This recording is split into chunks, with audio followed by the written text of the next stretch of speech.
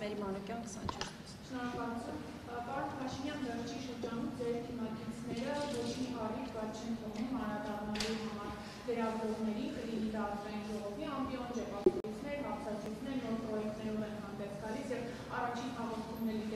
ինչ-որ բլոկով նվիրված էր լրագրողներին,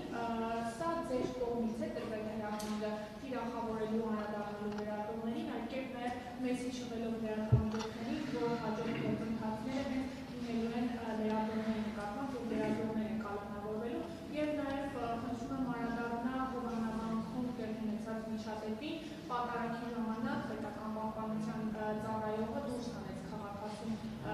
եկեղեցուց, լրացնելով նրա ձայնասրահ հրահանգները եւ իրենք տվել շնորհակալություն։ Գիտեք, ես սովոր չեմ մեկնաբանել իրավիճակներ, որից տեղյակ չեմ, ինչ որ դուք ասում եք լրագրողներին թիրախավորելու մասին, առաջին անգամ եմ լսում դրա մասին, չեմ կարող ոչ մի բան ասել, ամեն դեպս եթե առիթ լինի, ոչ թե առիթ լինի, կհետաքրքրվեմ, թե ինչի մասին է խոսքը, եթե կոնկրետ ելույթներ նկատի ունեք, խնդրում եմ փոխանցեք, որպեսզի ես ավելի կոնկրետ իմանամ ինչի մասին է, իսկ դե գիտեք, ես չեմ գիտեք, ձեր ասածը վերաբերվում է ճեպազրույցների, հաղորդումների եւ այլնի, ես չեմ տեսել կոնկրետ իրավիճակ եւ հետեւաբար չեմ կարող մեկնաբանել։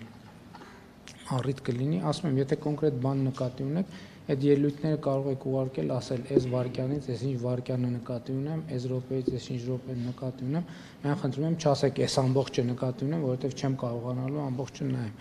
Ինչ վերաբերում է Հովանավանքի դեպքին, ես պետական պահպանության ծառայությունից բացատրություններ եմ խնդրել եւ նրանք ասել են, որ որոշում է կայացվել այդ թվում այդ քաղաքացու անվտանգությունը ապահովելու նկատառումով, որովհետեւ նրա պահվածքը մարդկանց շրջանում կայացվել այդ թվում այդ քաղաքացու անվտանգությունը ապահովելու նկատառումով, որովհետեւ նրա պահվածքը մարդկանց շրջանում որոշակի ագրեսիվություն կարող էր առաջացնել եւ դրա համար այդ որոշումը կայացվել։ Շնորհակալություն, Նարեկ Գիրակոս։ Պարոն վարչապետ,